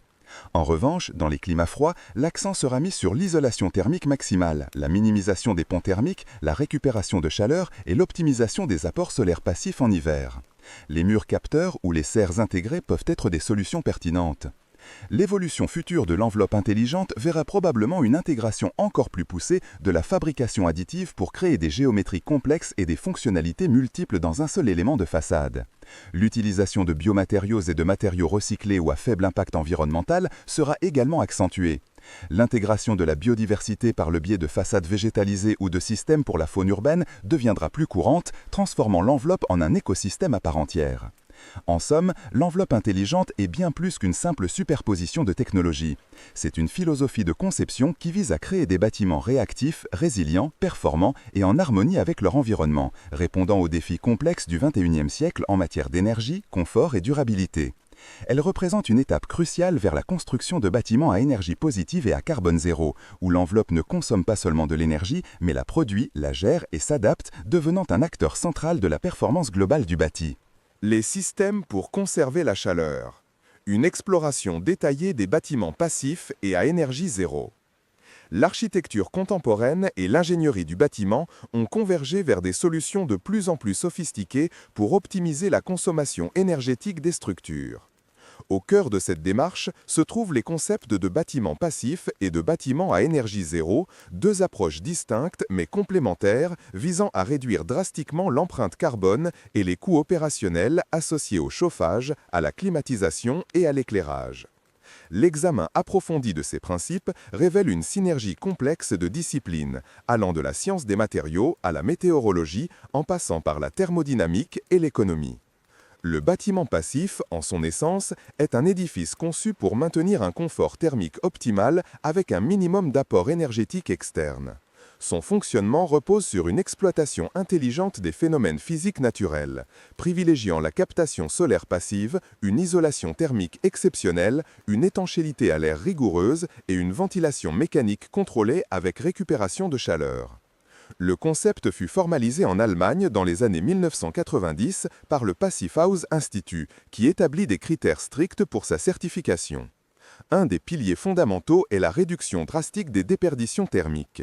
Cela se traduit par l'utilisation d'isolants performants, souvent d'une épaisseur supérieure à la norme conventionnelle, appliqués sur l'ensemble de l'enveloppe du bâtiment, murs, toitures, plancher bas. Des matériaux comme la laine de roche, la fibre de bois, le polystyrène expansé ou extrudé et plus récemment les aérogels sont couramment employés pour atteindre des coefficients de transmission thermique ou valeur U extrêmement faibles. L'étanchéité à l'air constitue un autre facteur critique. Les infiltrations d'air incontrôlées peuvent représenter une part significative des pertes de chaleur, annulant en partie les bénéfices d'une bonne isolation. Les bâtiments passifs intègrent donc des membranes par vapeur et par air continu, des joints d'étanchéité méticuleusement appliqués au niveau des jonctions entre les différents éléments constructifs, et une attention particulière portée aux détails constructifs pour éliminer les ponts thermiques. La mesure de l'étanchéité à l'air est réalisée par le test de la porte soufflante, qui quantifie le taux de renouvellement d'air par heure à une pression donnée. Pour les bâtiments passifs, ce taux doit être inférieur à 0,6 volumes par heure à 50 pascals de dépression. La ventilation mécanique contrôlée double flux avec récupération de chaleur est un composant essentiel. Plutôt que d'ouvrir les fenêtres et de perdre la chaleur accumulée, un système VMC double flux extrait l'air vicié et introduit de l'air frais extérieur. Un échangeur de chaleur intégré au système permet de transférer la majeure partie de l'énergie thermique de l'air extrait vers l'air entrant, minimisant ainsi les besoins de chauffage de l'air neuf. Les rendements de récupération de chaleur dépassent couramment les 80%, parfois atteignant 90% ou plus. Ce système assure non seulement une bonne qualité de l'air intérieur, mais contribue de manière significative à la réduction des besoins de chauffage. L'optimisation des apports solaires passifs est également primordiale. L'orientation du bâtiment, la taille et le type des fenêtres sont stratégiquement définis pour maximiser la captation de l'énergie solaire en hiver et la minimiser en été. Les fenêtres orientées sud sont généralement privilégiées pour leur capacité à laisser entrer la lumière et la chaleur du soleil. Le choix des vitrages est crucial. Des fenêtres à triple vitrage avec des intercalaires à faible émissivité et remplies de gaz argon ou krypton sont la norme, atteignant des valeurs U très basses, parfois inférieures à 0,8 watts par mètre carré. Des protections solaires externes telles que des brises-soleil, des auvents ou des stores sont souvent intégrées pour prévenir la surchauffe estivale. La compacité de la forme du bâtiment joue aussi. Un bâtiment avec un rapport surface par volume faible minimise la surface d'échange thermique avec l'extérieur, réduisant ainsi les déperditions. Les formes cubiques ou prismatiques simples sont souvent plus efficaces thermiquement que les géométries complexes avec de nombreux décrochets. Les besoins de chauffage spécifiques d'un bâtiment passif sont extrêmement faibles, typiquement inférieurs à 15 kWh par mètre par an, ce qui représente une consommation environ 10 fois inférieure à celle d'un bâtiment conventionnel. Dans de nombreux cas, la chaleur dégagée par les occupants, les appareils électriques et l'ensoleillement passif sont suffisantes pour maintenir une température confortable, ne nécessitant qu'un apport de chauffage minimal, souvent fourni par le système de ventilation. Passons maintenant au bâtiment à énergie zéro, ou plus précisément au bâtiment à énergie positive ou neutre. Un bâtiment à énergie zéro est un bâtiment qui produit autant d'énergie qu'il en consomme sur une base annuelle. Cette définition, simple en apparence, recouvre une réalité technique complexe. L'atteinte de l'énergie zéro ne se limite pas à la simple production d'énergie renouvelable. Elle intègre d'abord et avant tout les principes du bâtiment passif, une réduction maximale des besoins énergétiques. Il est en effet plus judicieux et économique de réduire la demande énergétique avant de chercher à la compenser par la production. Une fois les besoins énergétiques minimisés grâce à la conception passive, le complément est apporté par des sources d'énergie renouvelables intégrées au bâtiment ou à proximité. Les technologies les plus courantes pour la production d'énergie sur site sont les panneaux photovoltaïques pour l'électricité et les capteurs solaires thermiques pour le chauffage de l'eau sanitaire ou l'apport de chauffage. Les systèmes photovoltaïques sont devenus de plus en plus abordables et efficaces. Ils peuvent être installés sur les toits, intégrés aux façades, BIPV, Building Integrated Photovoltaics, ou même faire partie de l'ombrage. La production d'électricité fluctue en fonction de l'ensoleillement et des saisons, ce qui pose la question du stockage ou de l'échange avec le réseau électrique. En général, l'excédent de production en été est injecté dans le réseau et l'énergie est tirée du réseau en hiver quand la production solaire est moindre et les besoins sont plus importants. Cela est le concept de net metering ou de compensation. Les bâtiments à énergie zéro intègrent également d'autres technologies pour réduire la consommation électrique, telles que l'éclairage LED à haute efficacité, des appareils électroménagers à faible consommation et des systèmes de gestion intelligente de l'énergie qui optimisent la consommation en fonction de l'occupation et des conditions climatiques. Il existe différentes gradations dans le concept d'énergie zéro. Un bâtiment à énergie zéro net zéro site produit suffisamment d'énergie pour couvrir ses besoins sur place. Un bâtiment net zéro source prend en compte l'énergie consommée à la source pour produire et transporter l'énergie, ce qui est une mesure plus globale. Un bâtiment à net zéro émission vise à ne pas générer d'émissions de carbone, ce qui peut inclure des considérations sur les matériaux de construction. Enfin, un bâtiment à énergie positive produit un excédent d'énergie qui peut être revendu au réseau ou utilisé pour d'autres usages. Le défi majeur dans la conception de bâtiments à énergie zéro réside dans l'équilibre entre la réduction de la demande et la capacité de production d'énergie renouvelable, en tenant compte des contraintes architecturales, réglementaires et économiques. Le coût initial de construction sont généralement plus élevés pour ces bâtiments en raison de l'investissement dans l'isolation supérieure, les systèmes de ventilation sophistiqués et les technologies d'énergie renouvelable. Cependant, ces coûts supplémentaires sont souvent compensés sur le long terme par des factures énergétiques nulles ou très faibles et une augmentation de la valeur patrimoniale du bien. L'analyse du cycle de vie est essentielle pour évaluer la viabilité économique et environnementale de ces projets. Les cadres réglementaires jouent aussi un rôle croissant. De nombreux pays ont introduit des normes de performance énergétique qui se rapprochent des standards Passive House ou des objectifs d'énergie zéro. Par exemple, la directive européenne sur la performance énergétique des bâtiments, EPBD, exige que tous les nouveaux bâtiments soient des bâtiments à consommation d'énergie quasi nulle depuis 2021. Ces réglementations stimulent l'innovation dans l'industrie de la construction et l'adoption de technologies plus durables. Un exemple typique de la mise en œuvre de ces principes peut être observé dans les climats tempérés froids.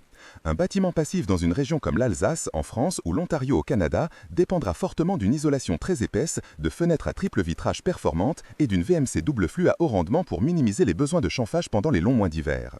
L'orientation sud sera privilégiée pour maximiser les apports solaires avec des protections solaires ajustables pour éviter la surchauffe estivale. Pour atteindre l'énergie zéro, des panneaux photovoltaïques seront installés sur le toit, dimensionnés pour compenser la consommation annuelle d'électricité qui inclut l'éclairage, les appareils et le très faible apport de chauffage si nécessaire. En revanche, dans un climat chaud et humide, les priorités seront légèrement différentes. L'accent sera mis sur le refroidissement passif et la déshumidification. L'isolation sera toujours cruciale pour blotter la chaleur extérieure, mais les protections solaires fixes ou mobiles seront d'autant plus importantes pour limiter les apports solaires excessifs. La ventilation naturelle peut jouer un rôle plus important si elle est contrôlée et ne génère pas d'humidité excessive.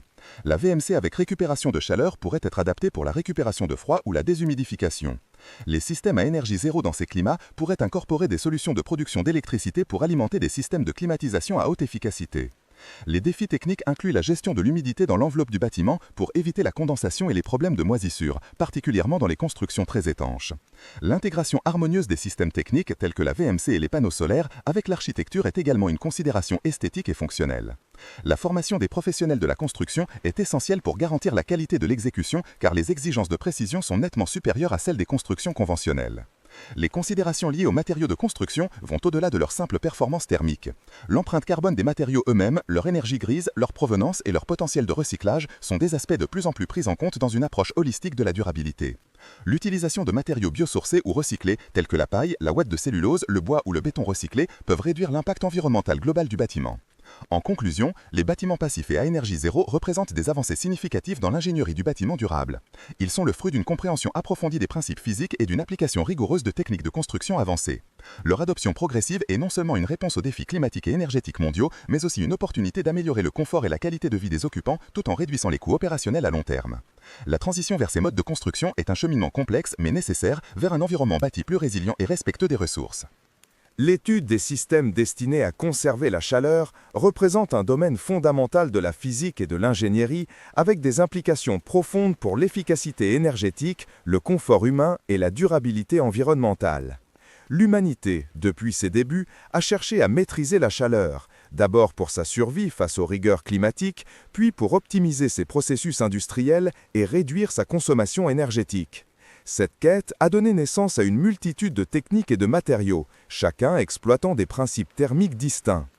Au cœur de cette discipline se trouvent les mécanismes de transfert de chaleur, la conduction, la convection et le rayonnement. La conduction est le transfert de chaleur par contact direct entre les molécules d'un matériau.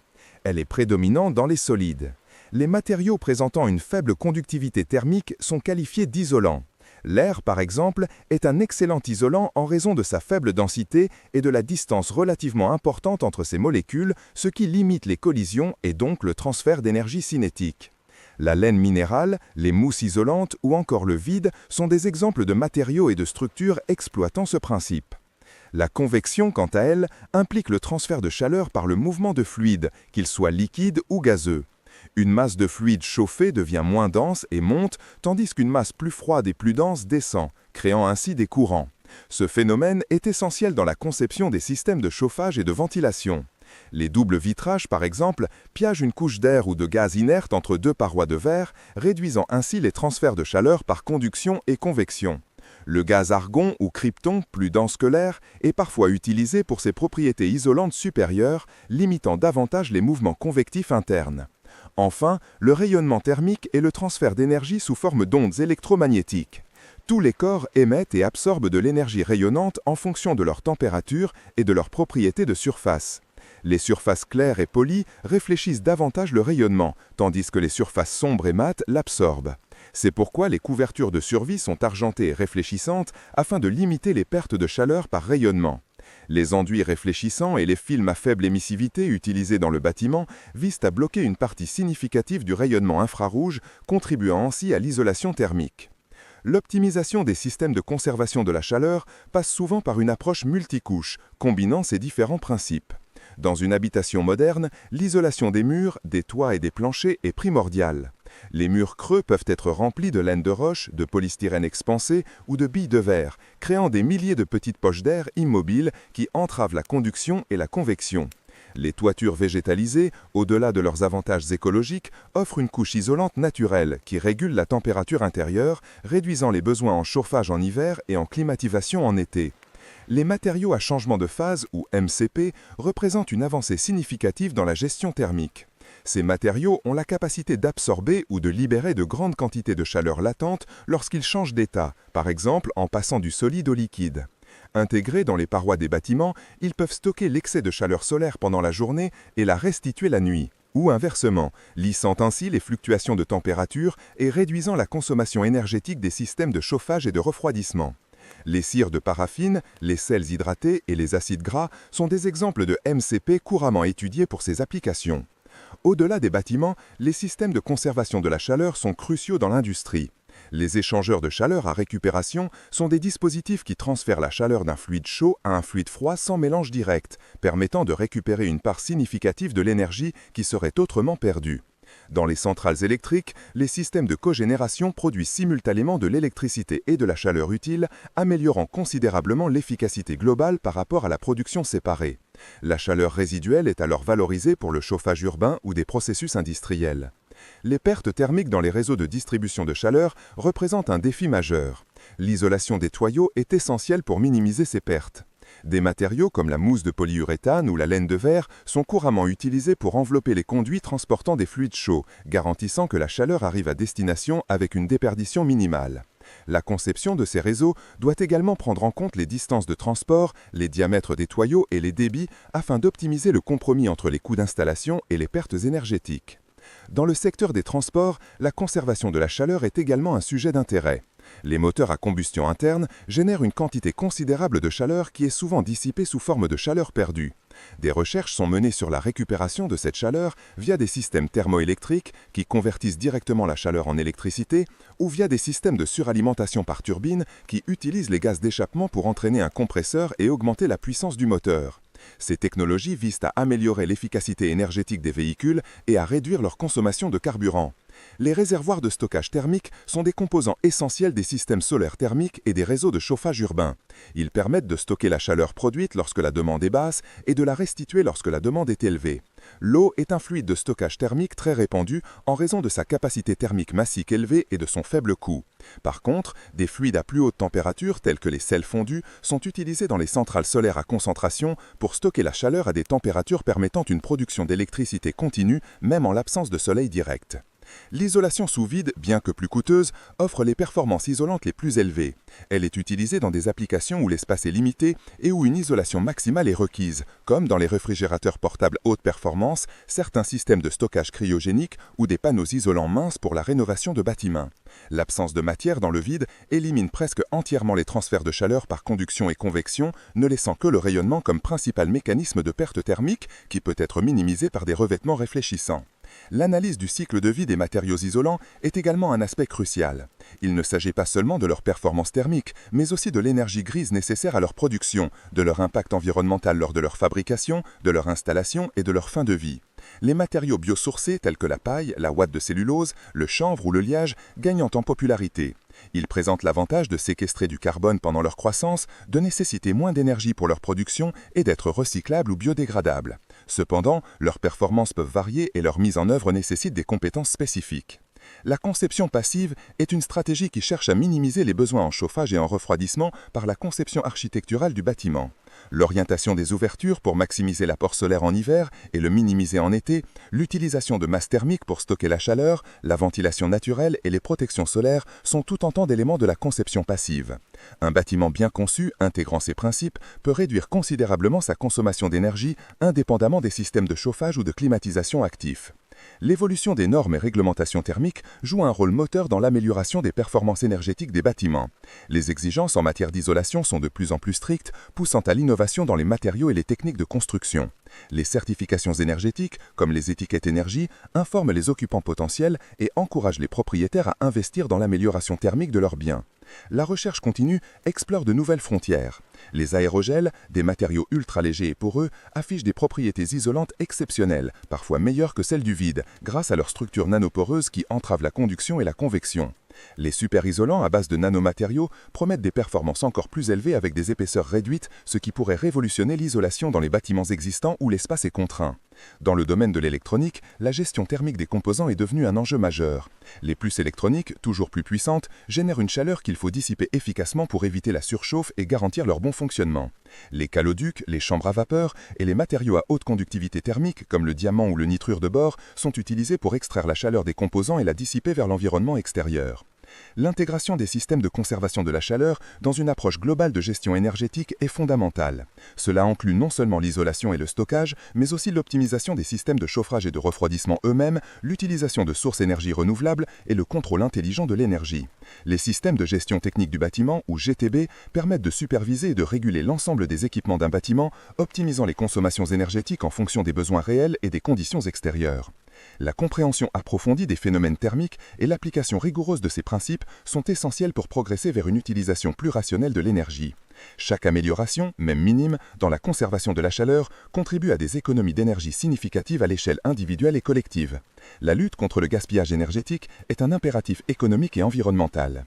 Vers un futur durable, l'optimisation des systèmes de conservation de la chaleur est un pilier central. L'enjeu est de réduire de manière drastique notre dépendance aux énergies fossiles et de limiter les émissions de gaz à effet de serre. Cela inclut une généralisation des meilleures pratiques, l'innovation continue dans les matériaux et les technologies et une sensibilisation accrue de tous les acteurs, des concepteurs aux utilisateurs finaux. L'efficacité énergétique, dont la conservation de la chaleur est une composante majeure, n'est pas seulement une contrainte, mais une opportunité de construire un avenir plus résilient et respectueux de l'environnement.